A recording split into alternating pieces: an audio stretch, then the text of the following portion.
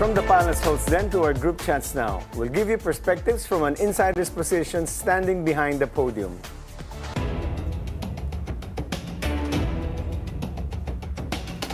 And on today's Noted by the Spokes, the Ombudsman finds the continued overseas trip of Senator Lauren Legarda and her son, Congressman Leandro Levises, quite suspicious. Palagay ko, hindi na babalik yun. Bakit? Nakaambang sa kanila yung plunder eh. Gusto mo bang makulong without bail yun? Pero siguro... Yung buhay nila from the very start, di ba? O, tapos kukulong ka, plunder, walang bail. So sa tingin nila talagang hindi babalik. Kasi parang, di ba, parang that shows the disparity between the rich and the poor eh. Yun Diba? talaga. Yun ang hindi magandang signal sa ating taong bayan. Because if you're rich, you can go away, you can run out of the country and ask for asylum. Yun nga, di ba? Parang inaano nila yung privilege, di ba? Na to travel. Ang tagal ni si Lian, 2 months, di ba? Tapos Senator Lauren nag-extend, although siguro medical leave,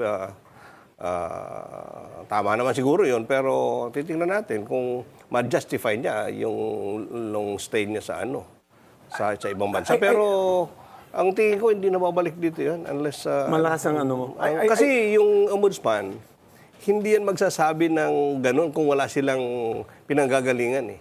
I think yesterday may nilabas na press statement si Senator Lauren Legarda sabihin na huwag siyang husgahan. Ang haba na ng karir niya bilang isang public official. So, parang huwag man siyang i-prejudge na hindi siya babalik. So, but tama ka naman doon. Ang plunder case is non-bailable. So, kasama pati dito yung sa anak niya, si Leandro. At saka hindi this is different from the flood control. Kasi nga, ibang sa flood control, hindi pa plunder yung iba. Halimbawa, kay Congressman Jojo Ang, at saka yung, di ba?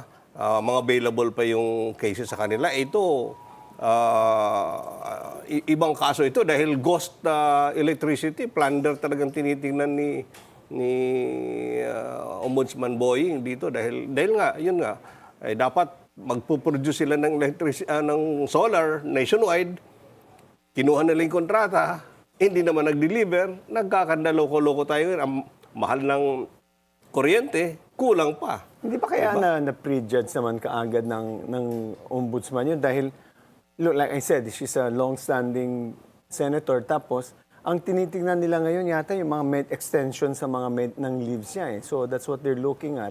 And they're also looking at France as a possible venue to apply for asylum. Pero yung asylum is only effective pagka political persecution. This time, it's the issue of graft and corruption. And France is very strong advocate against corruption, di ba, sa European community. I doubt if on that basis they can apply or their application will be accepted. Are they going to cancel the passport of Senator Lauren and Congressman Leandro? Yun ang sabi ni Assistant Ombudsman Clavano, di ba, na they're studying the possibility of asking for the cancellation. Sana bumalik siya, no? Because... Pero pwede ba silang mag-reply doon sa mga sa preliminary investigation and other issues kahit wala sila dito through their lawyer? Well, I haven't, it's normally, the filing is always with the lawyer, it can be filed, but ipipirmahan yan, saan siya mag-o-oath ng affidavit niya, di ba? Di ba yung... So we'll see. Anyway, sana bumalik siya because we always have a saying in law that flight is an admission of guilt. So sana bumalik na lang si Senator Lauren Legarda. Also noted by the spokes, President Bongbong Marcos has ordered an investigation into the deadly shooting at Ateneo de Zamboanga University. Grabe, no? Grabe yung nangyari doon sa Zamboanga. Anyway, yung siguro BMC, spokes, nakikiramay kami doon sa biktima, no? At saka doon sa buong community, sa Zamboanga, at saka sa Ateneo de Zamboanga. Talaga namang grabe. Nagulat tayo. No? Sa Tacloban, nangyari na ngayon. Oo nga, sa Tacloban. It's very, At sa ginawa ng shooter, nag-live stream pa siya. Yun nga eh. Mayroong sinabi na may sinigaw daw eh. Sumigaw pa, hindi na pa natin na kung anong sinigaw niya eh. And Naka-body cam siya. And the students didn't take him seriously. Apparently, a few days before that, sinasabi niya sa classmate niya na mag-shooting siya. Grabe. At saka yung na-access niya doon yung baril ng father niya, no? Pero siguro nga, hindi naman isipin ng tatay niya na gagawin ng anak niya yun. In fact, I think si Customs Commissioner Ariel Nepomuceno, if I'm not mistaken, suspend niya yung tatay niya. Because apparently, BOC siya, may access to guns yung anak. So siguro, that's the baka reason why. neglect siguro. Tinitingnan. Tama namin ginawa ni Commissioner Ariel doon para yung iba rin kasi may customs police di ba? Oo nga. Na mayroon silang legally issued firearms no? So, ang hirap niyan, you've got two shooting, and this is what we call the NVE, nihilist violence extremism na nangyayari. And they're saying it's based on what they've been doing, playing in the video games. No? So, I think Senator Risa Vero has spoken about it, has conducted an investigation. Oo But nga, this is another matuloy example. sana ni Senator Risa dyan dahil very, not only disturbing, very alarming talaga to. And we would like to ask the public not to reshare the video of the killings. No, a number of agencies have taken down a number of sites already, which reposted the video of the killing. So we request then let's preserve the privacy and wag nating just recklessly share these videos. Kasi parang lalabas doon pagka nilabas natin at nasa online yan, parang lalabas na, parang normal lang ito, acceptable, which is not, no? Which is not. Ganitong pangyayari. So, Kaya talagang- wag natin, kung maaari, take down talaga natin, wag tayo mag-share. So, well, anyway, this is a wake-up call again. This is the second time it happened at Tacloban. But this is not the two times only it happened. Previously, Pero may nangyari ang na ko rin. dyan, Sec. Edwin, wala bang magagawa ang DICT to take down yung mga sites that are promoting violence, To the credit illegal of acts, mga the ganon? government, it was the CICC that took down already. It's an attached agency of the DICT. They took down a number of sites already, sharing and reposting the videos. No? So talagang they're hands-on naman, talagang tinatanggal talaga nila. Ang bilis lang talaga, it's like a mushroom talaga. Oo, yan ang Nagsisiputan problema So, ng salagang sa internet, sa online, no? Yung technology napaka ang bilis take down mo ito, may magagawa ng paraan. It's a very dangerous and delicate situation talaga dito sa online. I think the parents should also take note that dapat bantayan na rin nila anong ginagawa nila ng mga anak nila. No? It's very difficult, but at the very least be diligent enough to see, lalo na pag they're playing games which would allow them to play violent games. So, Aside doon sa online pagte-take down, palagi ko dapat holistic din yan Dapat yung mga barangay tanod, mag-assign sila yung mga kapitan doon sa mga schools. Yung PNP, maging visible sila doon sa mga schools. Tapos, yung parents at saka teachers, maging proactive sila doon sa security protocols. Yes, Diba? tulungan Magtulungan ko. sila. Kasi that's at least deterrence. Kahit paano makikita yung nagpapatrolya yung police doon, may mga tanod doon sa area. Dapat sana hindi nigasgugon na ngayon lang nangyayari. Correct. Tapos mawawala na naman. anyway, so these are the headlines noted by the spokes today. We'll have one of the more outspoken House members when it comes to budget transparency, and he's really very outspoken. When the spokes return after the short break.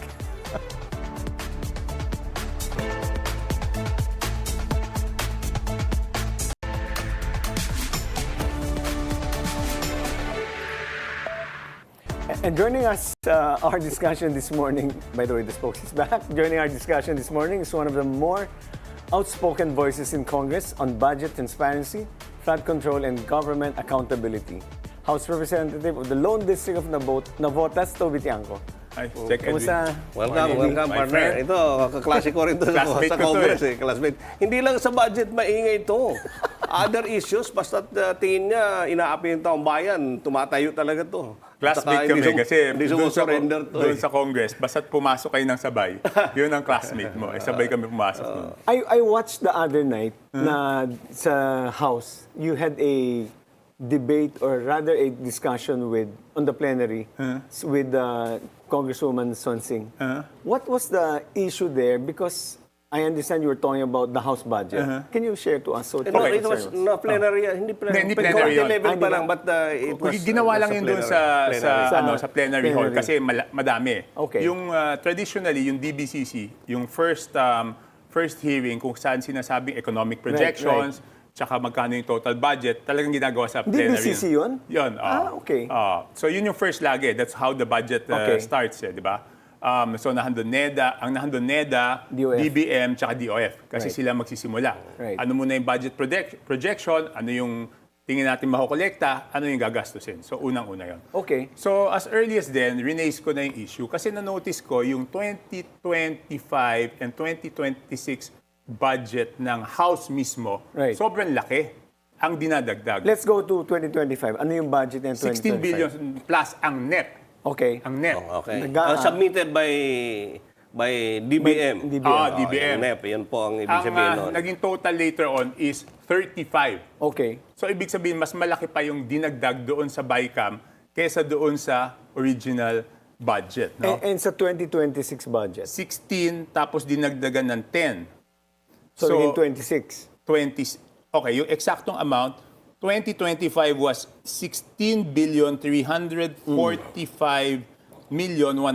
16,345,154,000. Dinagdagan na 17,324,846,000. Naging 33,670,000,000 Right. ang budget ng House. Right. Okay, yung 2026, 17 billion ang NEP, 17,202,099,000. Dinagdagan ng 10.5 billion, naging 27,702,099,000. Okay. So, alam ni Bento dalawa yung stages ng, even you, I'm sure you know, Right. dalawa yung stages ng hearing sa budget. Ang una is yung pre-plenary budget briefing at ang pangalawa is yung sa plenary. Malaki difference niyan because mas concentrated yung mga congressmen sa pre-plenary. Dahil Right. ang haharap sa'yo doon, yung cabinet Right. secretary mismo. Right. Pagdating sa plenary, ang magdedepensa lang is yung vice chair Right. assigned, colleague mo na. So doon nila talaga tinatanong na mahihirap na tanong yung mga departamento. So ang sinasabi ko lang, bakit yung House of Representatives, is there a legal provision o may constitutional provision ba na yung budget ng House hindi nagdadaan doon? Hindi siya dumadaan, di ba? Hindi dumadaan. Pero ito kasi sobra na yung dati siguro ng panahon namin ni Ben, maliliit lang yung dagdag diyan. Ibig sabihin, hindi yung dodoblehin mo yung budget. But the 2025 budget was a campaign budget di ba? Campaign budget. 2025 kasi ang midterms Yeah, but no. Kung 2025 yung midterms, Sorry, 2025. 2026 budget na pala siya. So kahit sabihin mo na, okay, yung 2025 budget, yun nga, ibig sabihin, bakit mo dadagdagan? Backtrack tayo. Noong 2024, ang dinagdag lang nila is 12.5. Okay. So bakit bigla noong 2025, kung campaign budget man yan, bakit 17 billion ang dinagdag nyo? Toby, sa na-notice mo yan sa House. How about sa Senate? Maliliit lang dagdag dun eh. Yung sa Senate budget. Maliliit lang dagdag dun eh. Although konti lang kasi sila, kaya medyo maliit lang din Did they ang ever sa explain why the huge increase? Hindi, on the past only two- chance, because last year, admittedly, dapat tatanungin ko yung sa plenary, nagkasakit ako ng plenaryo, hindi ko natanong. So ngayon, gusto ko bakit I think we have to explain bakit importante yung budget briefing. Sa budget briefing, doon mo sasabihin how you utilize Right. the previous budget. So sasabihin mo doon yung 2025 budget, ganito namin ginastos yan. Ganito yung natira dyan. Yung 2026, Agosto tayo ngayon, ang nagagastos namin, ganito.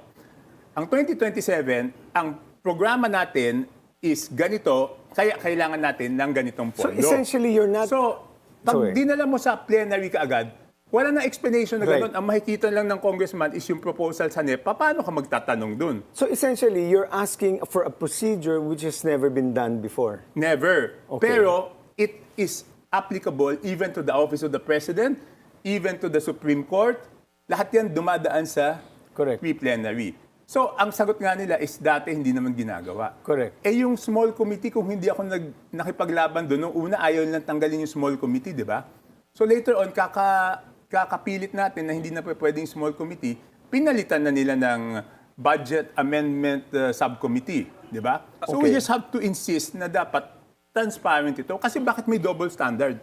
Kami, na a-approve ng budget, hindi namin idadaan yung sarili namin doon sa parehong procedure na hinihilingan namin yung ibang departamento. So, sino nagde-decide ng increase ng budget sa House? Sila na House leadership lang? BICAM. Pagdating sa BICAM.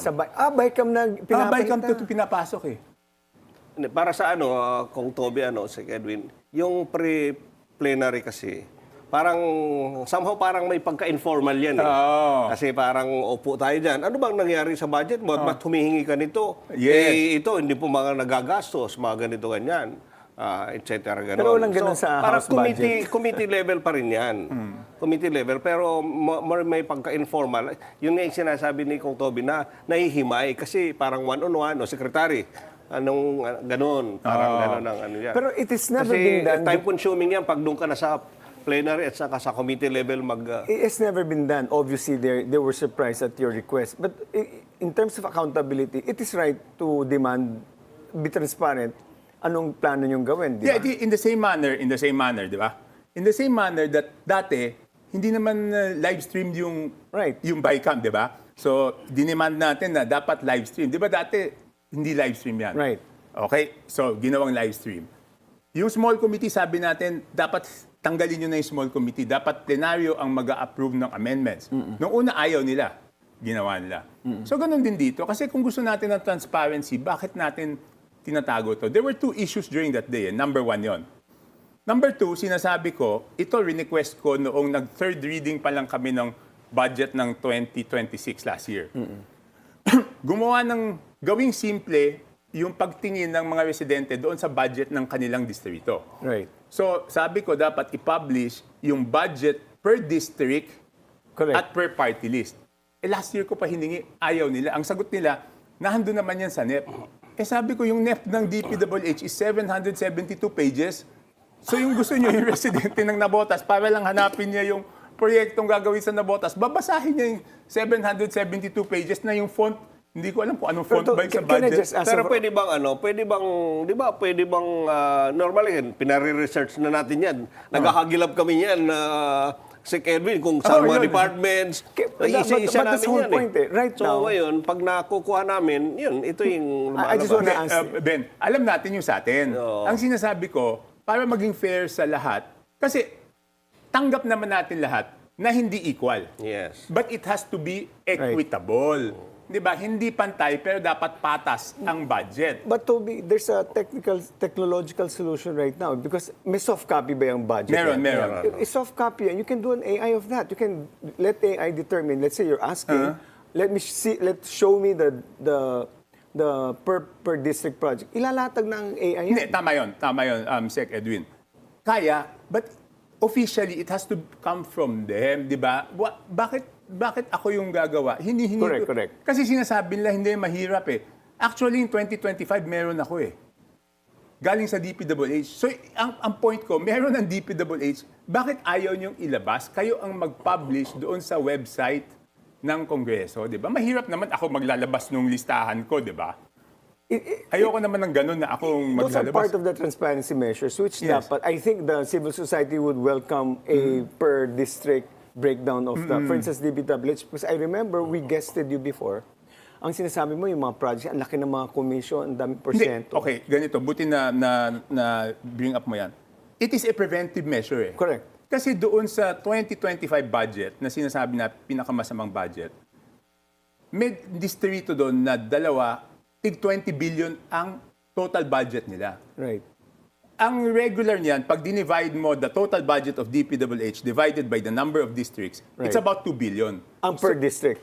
Average. Equally But syempre, may assuming. mas mababa, may Right. mas mataas. Pero kung may 20 billion, tapos 2 billion lang ang average, magtataka ka na eh. So makikita mo na kaagad eh. 'Di ba? So it prevents them from doing what they plan to do. Ano mga district yan, yung 20 billion? Hindi, yun yung pinuntahan nila ano dati, di ba? Nila Sec Vince na may ghost. Di ba natandaan mo? Sa Bulacan ba yan? Hindi. Yan yung sa dalawang Mindoro. Tapos sabi ng dalawang congressman, which I believe naman, kasi first termer sila doon, sabi hindi naman namin proyekto yan eh. May nagpasok lang eh. Yun ang point ko, para makita na kaagad, di ba? But normally, kapag malaki ang budget ng isang particular district, normally it belongs to the House leadership, one of the members, di ba? Hindi, baka ayaw nila. Baka kaya ayaw nila ilabas.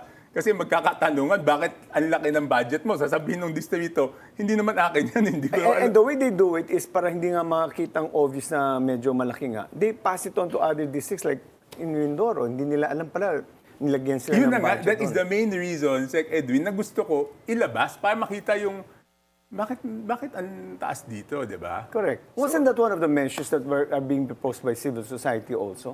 Hindi ko alam if they proposed it eh. Okay. And then, kailan nagsimula itong kalakaran pala, by the way, ng contractors? Ng Cong-tractors. Cong-tractors. Hindi, okay. Natatandaan ko, nung panahon namin ni Ben, ni classmate, hindi naman binibili proyekto nun eh.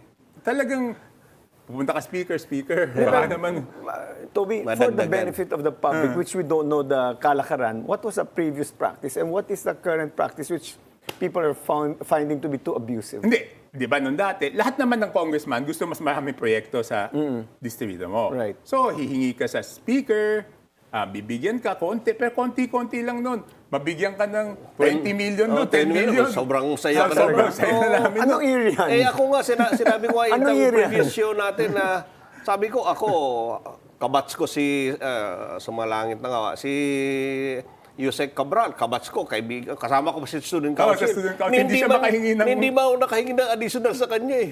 Kasi that was Pinoy's time at saka ito si Sec Babes, naku. And then, what happened after? Hindi, di ba tayo nun, babadagdagan ka ng G's, 10 million, 20. makahingi ka ng 10 million. Naku, 20 tuwan-tuwa million, ako. Hindi ka Extra. pinahirapan ni Butch Abad. Ha? Ako hindi nakakuha. Kasi Kasi hindi kami... 75 million yung ano namin eh. Yung, So, and then, after that, ano Pagbalik nangyari? ko nung, nagulat na lang ako nung, until natapos ako ng 2019 natapos ako. Pagdating ko ng 2022, tinatarahan na nila yung, Ano ibig sabihin tinatarahan? may 20% kung gusto mong additional. Okay. So bayad ka ng 20% To whom? to Saldi. Really? Yes. That was that narinig ko nga flagrant? yun, eh. Hindi, sigurado ko yun eh. Kasi there was once na meron isang proyekto doon sa Navotas, gustong-gusto ko na matapos. Instead na next year pa ulit babudgetan. So sabi ko, baka naman lumapit ako sa isang malapit kay Saldi. Sabi ko, baka naman pwedeng makahingi ng additional na 200 million para itong project na to, hindi yung 2025 pa mababudgetan ulit. Sana 2024 mabigay na yung buong 200 para matapos na. Talaga? Tapos sabi sa akin, nung linapitan ko, o sige, sa'yo 10% na lang kasi presyong kamag-anak. So may discount ka, hindi 20%. Ang sabi ko noon, wag na lang. Sabi ko, paano ko sasabihin doon sa district engineer na may 10% yan? Di, ako pagdududahan noon na akong humingi ng 10%, sabi ko, wag na lang. So proof yan na meron talaga.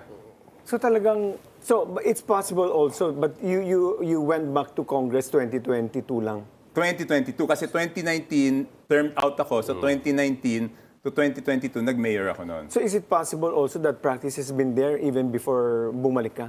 Noong Kasi nandun 2019, Oo, mga 20. hindi ko masabi. Okay. Hindi ko masabi. Pero umingay talaga ito nitong term nila nila Kong Saldi. Hindi kasi ang nangyayari, kaya meron naman iba magaling. Bibili siya ng 20, papasa niya sa iba ng 30. So laway lang, meron siyang 10%. Pero paano yung mga... mangyayari yung project? Pero Wala paano- na, ghost na yun. Toby, Or paano substandard. How about the congressmen who are really, may negosyo talaga nila contractors? Contractors sila. Hindi, yun. May ganun din, may 20% pa rin, and more? Bibili sila ng extra. Babayad sila ng 20% kay Saldi. Talaga? Pero yung iba, kahit yung mga cong-tractors, kaysa gawin nila, ibebenta nilang nila eh. Kasi, for example, bumili ka kay Saldi ng 20. Sabihin mo, 1 billion. Bumili ka kay Saldi ng 20, bayad ka kay Saldi 200 million. Benta mo ng 30%. Wait, bago pa lumabas yung price, you've gone for... Basta, ang usapan doon, basta't nasa libro. So, ibig okay. sabihin, pag nasa Nasa HGAB, nasa Hindi, GAA. HGAB muna. HGAB muna. pag HGAB kasi hindi na magagalaw, wala, di ba? halos ano Okay. na yun eh. HGAB. Kasi di ba, ang HGAB nga, in early procurement Yes, yan, yes, di ba? yes, yes. So, sigurado na sila na hindi magagalaw yon pag nasa HGAB. Pag nasa HGAB, bayad ka na ng 20. Pag napasok doon sa BICAM at lumabas sa GAA, doon ka naman magbabayad. Basta't, ang tawag na doon, basta't nasa libro. Pero to your knowledge, is it still the practice now? Ngayon. Wala ngayon. akong After nadidinig ngayon. pumutok tong ano. Wala akong nadidinig Wala ngayon. na. Wala akong nadidinig ngayon. No? Tsaka sa tingin ko, tama kasi yung ginawa ni Babes noon eh. Nung kay Babe Singson, binaba niya yung dupa. Right. Yun yung sikreto doon eh. You have to bring down the dupa para walang kakagat eh. Kasi kung ang profit na natitira is 10%, sino naman loko-loko unless balak niya gawing substandard o ghost, ang bibili ng 20%. So dapat ibaba yung dupa. Kaya ganun naman ang ginawa What ni is that, Secvis. dupa? Detailed unit price analysis. Yung mga presyo ng doon ano, imamanipulate sa materials. dupa? Hindi, kasi di ba, lalakihan nila yung dupa Correct. para may room. Right, right. Kakakargahan nila. So ang lalabas na profit doon is 30 o 40%. So makakabili ka talaga ng 20. Pag binaba mo yun ng G's, ang hirap mo na ibenta Correct. ng 20. Yun, Sa batas kasi mayroon talagang contractor's profit. Oo, Pero yun very yung minimal. guaranteed margin yun. Wala namang contractor na pa... Hindi, kaya nga, yung gagawa. ibababa mo na ang matitira na lang is yung contractor's profit. So yun ang ginawa na rin ni Sec Vince last year. So, but you've been very, very vocal in saying that apart from Saldico, former Speaker Martin Romualdez are the architects of this 20% budget system. Do you still believe that? Na No, may- I have personal knowledge. Siyempre, pwede niya i-deny ito. Kasi nung pumutok na yan, nag-usap kami. Sabi niya, Nino? ni Martin. Di ba? Tawagan pa namin nun, okay pa kami nun, primo, di ba? Primo. Sabi niya, ano ba to? Ano ba nadidinig mo? Sabi ko, alam mo, Speaker, never ako nagsumbong sa'yo. Pero since tinatanong mo ako, bakit nagkaganito, I will tell you, yung personal experience ko. Sabi ko, ako nga hiningan ng 10. Pero hindi ako nagsumbong sa'yo. Ang sagot niya sa akin is, dapat dumiretso ka na lang sa akin. So parang, instead na tawagin niya si Saldi at sitahin, na bait mo ginagawa to, ang ibig niya sabihin, dumiretso ako sa kanya exempted. Sabi ko, Speaker, kung yan ang patakaran, I will not ask for exemption. Pero hindi ko kaya, nag-no ako. Pero kaya ko lang sinasabi sa'yo ngayon, dahil tinanong mo ko. O yun. Pero So alam niya, kasi sabi niya, dapat dumiretso ka na lang sa akin. So the two actors are no longer present in this current Congress. Sino But two? Si Martin and si No, Martin is Saldi. still a congressman, di ba? He's not in, wala siya sa part of the leadership. I mean, theoretically. No, but he's not part of the leadership, but all his people are still in the leadership. Are you saying the practice continues? No, I'm just saying na wala naman natanggal na Correct. tao niya eh, di ba? So, by extension, are you saying also na it's possible tuloy pa rin yung 20%, but ang tawag ni Congressman Tiangco ngayon, padding. Wala, in fairness, wala akong nadidinig na nagbebentahan. Ngayon, wala akong nadidinig. Kung nangyayari, hindi ko O alam. baka ayaw nila ayaw niya. Pero in fairness, parang pero wala ako din ako narinig. Pero sabi ni Congressman Tiangco daw may padding daw. So that's why I don't know where that is coming from. I spoke to him on his way out. Yes. Kasi hindi ko na nadinig interpellation niya. Ang sinasabi niyang padding is there are items like yung personal services, pinapad. Para doon kukuha ng i-insert later. For example, di ba yung budget hindi pwedeng lumaki? Right. So kung gusto nila magdagdag ng mga proyekto, yung personal services o personal benefits, hindi naman kailangan ng ganun kalaki, lalakihan na nila sa NEP. Para doon sila huhugot. Para doon sila magbibigay ng additional per district. Pero hindi naman pwede yun eh. Hindi naman yun ang pwede sinabi niya sa akin nung tinanong ko siya. You can only allocate kung anong provided sa batas. Hindi, Halimbawa, but kung ang pera, etc. Or yung retirement benefits, doon ka lang. Hindi, pero pwede yung sinasabi magpad nga doon. ni Kong Toby, ipapad na ng DBM. Hindi, yun ang sabi ni Tonchi sa akin. Ako, Nung I doubt kung pwedeng... Kasi sabi pwede niya sa ipad. akin, every year, nanonotice niya, doon nagbabawas eh. That's what he told me when I saw him on the way out. Kasi ang pwedeng gano'n, si Edwin, yung sinasabi ni Kong Tinio, mayroong allocation, pero that's for personnel eh. baka hindi i-fill up yung mga personal. So savings yun. Oh, So pwedeng yun, kunin. Yun ang ano. Pero yung over and above doon sa, halimbawa, you have 5 personnel na bakante or 10 kayo, babudgetan mo lahat yan, hindi mo magagamit yung 5, yun ang Yun na yun. posibleng... Kasi pero- yung unfilled positions become savings. Eh. Yes, Right. yes. So itong are you planning to fiscalize the whole budget season? No, I cannot do it by myself. Ay, isipin mo, nagsisimula yun umaga. Magtatapos yun ating gabi. Hindi ka tatagal doon Kasama kayo ni Ega. Minsan madaling araw pa. Ay, alam ni Ben yun. Hindi mo kakayanin yan mag-isa. Kahit nagsisimula yan, alas 10 na So umaga. saan na focusan mo ngayon? Anong focusan Hindi, yun mo lang mga muna. budget? Yung Yung house. DPWH tsaka yung house. House, No? okay. Hindi ko alam si Egay. Ano bang pinofocus ni Egay? Si Egg. Mukhang DPWH. But by the way, the DPWH budget for flood control, would you know what's the total amount for flood control? Ngayon, hindi pa. Kasi kaya nga napakahalaga ng budget briefing. Lahat ng tanong na yan, doon mo lang masasagot doon sa budget briefing. No? But alam mo sa DPWH, I think, I mentioned this last year, but I didn't make a big fuss out of it. No? Di ba last year, ang ginawa nila is tinanggal nila totally walang flood control budget for 2026. Okay. At that time, syempre, quietly, I was telling them na hindi tama yan. Di ba? It's a knee-jerk reaction. May corruption sa flood control, tatanggalin niyo yung buong flood control. Sabi ko, ibig sabihin, kung may corruption sa school building, hindi ka magpapatayo ng school building ng isang taon. So, tinanggal nila. Ngayon, sobrang daming bumabaha. Ano gagawin nila? Dadagdag na naman sila. Tatry nilang habulin. You cannot manage the government based on knee-jerk reaction. Dapat kung ano talaga yung plano, ituloy mo. Kung may corruption nun, tanggalin mo yung corruption. Pero hindi mo dapat tinanggal yung proyekto. Meron kaya tayong National Master Plan on Infrastructure na yun talaga hindi ka lilihis doon, multi-year funding, diyan ang pupondohan. Kasi minsan ang nangyayari, ito nga yung plano, halimbawa DPWH or other agency. Minsan may mga But sinabi itong gawin mo, ito ilagay mong project, itong... Babes mentioned Ganon. that Babes, when he left, he had the master plan, binigay sa succeeding administration. And according to him, hindi nila ginamit. That's why... And the master plan should be the basis of the Regional Development Council. Right, correct. right. Kasi pag nag-submit ako ng mga requests kasama yung DPWH, ang pinagbabasihan ko lang yung approved ng Right. Regional Development Council. Doon kami nagpa-prioritize. Kasi for example, sa Navotas, ang approved ng Regional Development Council is 4 billion. Hindi naman lahat yun mapupondohan. Yes, yes. So ipa-prioritize na lang. Pero lahat yun, aprobado ng Regional Development Council. So walang pagtatalo. So there are no projects which were... Pwedeng mag-insert ka ng project pagdating sa BICAM or sa small Hindi, pero doon never ako naging member ng small committee, Pero- never ako naging member ng BICAM. Pero ibig ko na sabihin, yung i-prioritize is within those that Yun, are sana approved by the ganon. Regional Ang Development problema pag Council. outside, yun ang Right. naging Oo, problema. eh. Tapos hindi pa implementable ready. Yes. Yeah, Yung- okay. All right. Toby, with less than 2 years left in PBBM's term, meron bang mapapanagot sa corruption, sa budget insertions at flood control issues? But before you answer, the spokes will return after this short break.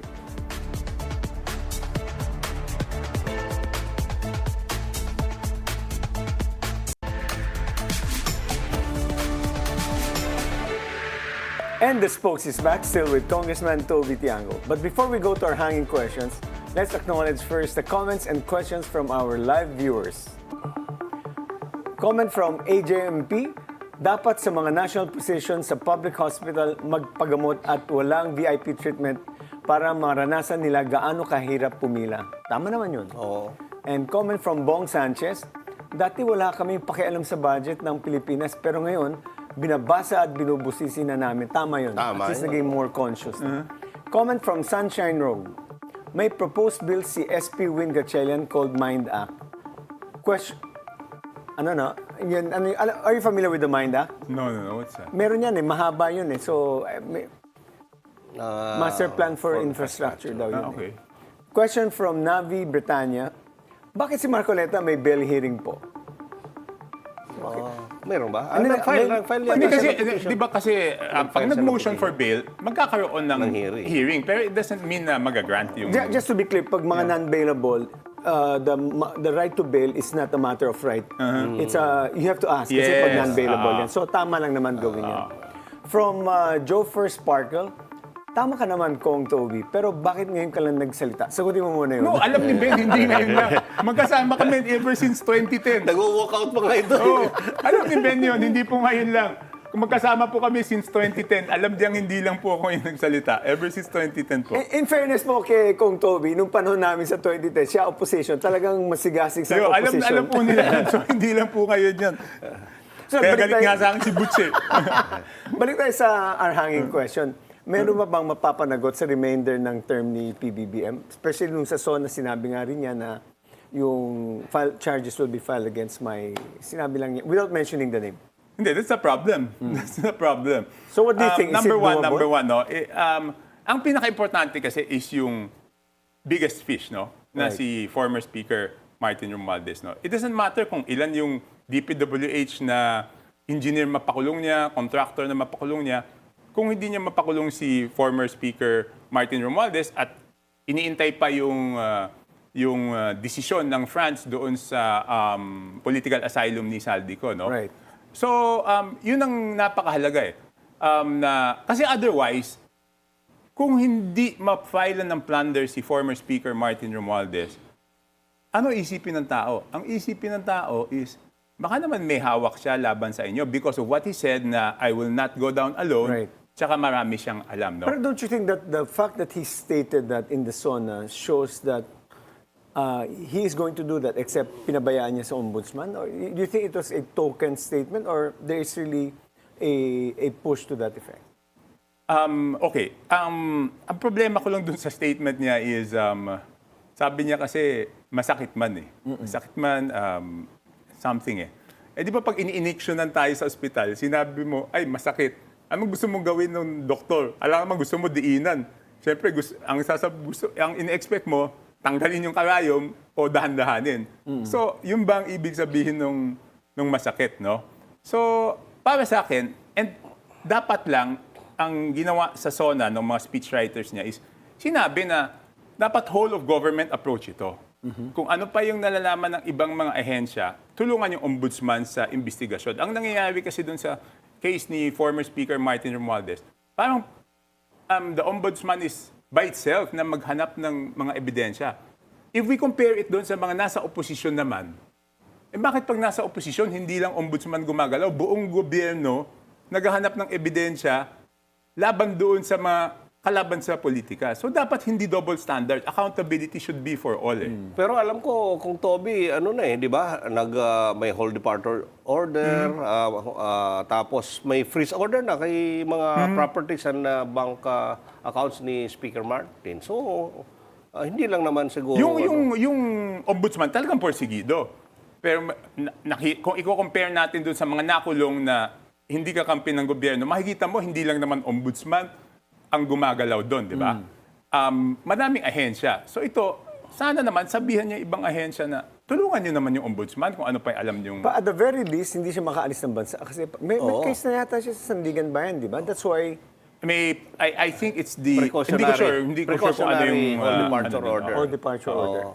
Saka naka-frozen But sa akin, the accounts most niya. important thing is that accountability should be for everyone. No? Right. Hindi pwede na yung kakampi mo, porket kakampi mo, hindi accountable at yung mga kalaban mo lang ang accountable. And para sa akin, sinasabi ko nga, yung leadership style ko, even when lalo na when I was in the executive, when I was mayor, yung mas matataas ang posisyon, mas mataas yung moral standards sa inyo. Kasi kunya department head kayo ng city, iba yung moral standards ninyo kaysa doon sa mga ibang empleyado. Kasi mas malaki ang role nyo sa pamalaan. So dapat ganun. In the same manner na kung mas malapit ka sa presidente by affinity or by blood, dapat mas malaki, mas mataas yung moral standards mo. Kasi kung may magawa kang mali, pintas doon sa Pangulo eh. Pero doon sa mga hindi related sa Pangulo, hindi naman mapipintasan yung Pangulo doon sa gagawin mong mali eh. So tingin mo, makakasuhan ng plunder si former speaker? Ako sa tingin ko, it's a make or break situation. So, meaning... Dapat. Pag hindi makasuhan yan, Sa'yo dapat, pero tingin mo, makakasuhan o hindi? Ang hirap. Ang hirap na tanong eh. May tanong ako dyan, talking about Yeah. affinity by blood and all that. On a personal note, you are related by affinity to Yes. the Speaker and the President. Yes. Kamusta ang personal relationship niyo kay Pangulo at sa kay former Speaker Martin? Kay former Speaker Martin, huli kami nagkita was the SONA of 2025. Okay. Kay President BBM, huli kami nagkita, I think is in January. Huli kami nag-usap is end of March. Tapos di na kami nagkausap. Pero you mentioned in our interview here before that you have a regular Sunday dinner. Lunch pala, sorry, with the Marcos clan or the Marcos Romualdez clan. So are you still attending those Hindi na kami imbitado eh. Pati nga yung wife ko. Ganun? Ako okay lang, hindi naman ako yung kamag-anak nila, di ba? Pati yung wife ko na yun ang pinsan buo nila, hindi namin siya imbitado. So what signal does it send you that they're not happy with what you're doing? Or I think so. and plus the fact that your March pala, since March you've not been speaking to the president. Hindi na kami nagkausap. Pero ang akin naman is, kilala naman nila ako eh. I mean, it's not personal eh, di ba? Parang kung ano yung tama, yun ang sasabihin ko. Ngayon, kung sa tingin nilang mali yung sinasabi ko, wala ka. We just have to agree. Sa tama tayo, anong tingin mong tamang ginagawa so far ngayon ng Pangulong BBM? Sa tama, ano ba? Di ko alam eh. Ano bang tama? Give me ideas. Ano ba? Hindi, pero I'm sure there's something, but... Yeah, there's something, but offhand hindi ko lang maisip eh, no? So, but can I just ask a very blunt question? Are you still supportive of the president and his policies, or do you consider yourself now a critic or part of the opposition, although de facto opposition can? No. I mean, in any administration naman, and in every leader that I've dealt with, I will always say what I think is right. Yung pagsabi ko naman sa tingin kong tama, hindi naman ibig sabihin na kinakalaban kita eh, di ba? Correct. Yun ang sa tingin kong tama na dapat gawin. Ngayon, kung sa tingin mong kinakalaban kita, hindi ko naman problema yon, di ba? It's how I tell you to do things na sa tingin kong tama, di ba? So, hindi naman personalan yan eh. Okay. Sa tough question tayo. Oo. Tough question tayo. Kung tough, wala naman tough dito kay Kung Toby eh. Anyway, you voted yes to impeach Okay. VP Sara. Yes. Ba't ngayon tahimik ka na sa issue ng impeachment? Because, okay. First, I will say ano yung reason why I voted yes. Okay. The main reason I voted yes is because it is not a finding of probable cause o sinasabing dapat may patunayan siya. It is for one reason. Basic kasi sa amin lahat public officials is yung SALN. Okay?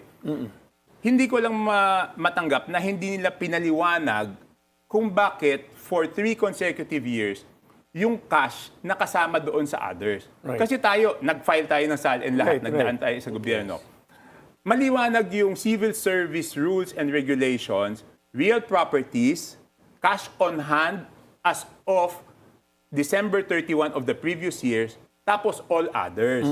Ang ginawa nila doon sa SALN niya is yung cash pinasok nila sa all others na hindi yan ang rules of filing the SALN. Right. And since hindi pinaliwanag doon sa House, there was no other venue na ipaliwanag yun kung hindi sa Senado. Kasi kung magvo-vote ako ng no doon, ibig sabihin, parang sinabi ko, hindi niya kailangan ipaliwanag. Apparently, hindi pa rin sila nagpapaliwanag doon sa hearing sa Senate. Hindi, okay. So ngayon, since yun ang reason kung bakit ako nag-yes, no? Yeah. Ngayon, bakit ako tahimik? Kasi sa akin naman, nasa kamay na yan ng impeachment court eh. So sila nang bahala na magdesisyon. Ang akin lang, ang stand ko lang pagdating sa impeachment court is, both sides, pareho kayong nag-agree that that is the venue. Right. Yung prosecutor, sabi nila, dapat dalhin to sa Senado. Sina VP Sara, ang sabi nila, doon lang kami magpapaliwanag sa Senado. So nag-agree sila na pareho na yun ang venue. Ayoko lang na pag dumating ang desisyon, may magsasabi na ayaw namin tanggapin yung desisyon kasi dinaya kami o hindi tama yan o kung ano. Ayoko lang ng gano'n. Tapos magsasabi sila, manggugulo sila dahil hindi nila gusto yung desisyon. Sa akin, silang dalawa, dapat tanggapin kung ano magiging desisyon ng impeachment court. Tsaka hindi ako updated, hindi pa nga ako nakapanood kahit isang hearing. So paano ako magkokomento kung hindi ko naman alam kung ano nangyayari. Okay. Madami kasi akong inaasikaso, lalo na nung follow-up question, blank. DDS ka o hindi? ano no? DDS. Hindi. Definitely no. Definitely. Hindi, tsaka naging busy ako the past few months preparing for this typhoon season, the rainy season. Kasi di ba dati may may mga structures kami na hindi pa tapos. Sinigurado natin tapos. Kaya ngayon, kung makikita, I mean, kahit sa news, hindi naman ako yung nagsasabi. Yun na yung tanong ko kanina, nakita kami, kumusta yung Navotas eh? Hindi, pero makikita nyo naman sa news, wala. All roads are passable. So I was very busy all the time sa distrito making sure na all this will work properly. Next tough question. You're talking about the budget right now. Are you really pushing for transparency or are you using this to distance yourself from the administration? No, I'm really pushing for transparency. No? Kaya nga, sinasabi ko na ever since before, I mean, yung ano ko nga, legislative records will show na as early as 2012, I already questioned the budget process noong panahon ninyo, di ba? Yes. I mean, yung question ko noon is yung certification of urgency, di ba? Right. Parang sinasabi ko, it has to be only to address a calamity or a national emergency. Hindi pa pwedeng laging sinacertify yung budget. So, but that was nothing personal, di ba? Right. So, makikita naman na hindi naman personal yung pag-question ko ng kahit anong budget eh. I've been consistent naman eh. You were the campaign manager in the midterm election of 2025, di ba, ng administration. Are you going to campaign for a presidential candidate in 2028? At kung ano, sino yun? Wala pa akong makita eh. Wala pa akong makita may eh. declare na si VP Sara. Meron kasing mga issues na hindi ako in line kina VP eh. Number one issue is yung stance doon sa West Philippine Sea. No, so it's a major issue na I do not agree with their stand, no. So kung doon sa issue na 'yan hindi kami magkasundo eh basically. So wala pa akong nakikita. Ano tatakbuhan mo sa 2028? Meron pa akong isang term ng ng Congress. So you're still running sa 2028? I'm Tatapusin thinking mo lang. about it. I'm thinking about it. Kasi by 2028 I'll be 60. Sinabi mo nga yun. No, and I'll be 30 years in public service. Okay lang naman. Hindi, pero ibig sabihin, I think it's a time when I have to decide, do I want to continue being a politician or do I want to go back to 100% a businessman? Kasi pag lumampas ka ng 60, parang mas mahirap doon lang sa isip ko. Mas In mahirap fairness, malaki ang negosyo nila. Kaya kailangan sikasuhin. So, thank you, Kong Toby. Yes. Thank you. So, anyway, ulitin natin to. Nagsimula pala yung budget eh. So, babalik dito si Kong Toby. So, when government handles the people's money, transparency cannot be optional. Accountability must apply equally from the lowest offenders to the highest official. I'm former Secretary Edwin Lacierda. I'm former Governor Ben P. Evardone. And we are the spokes.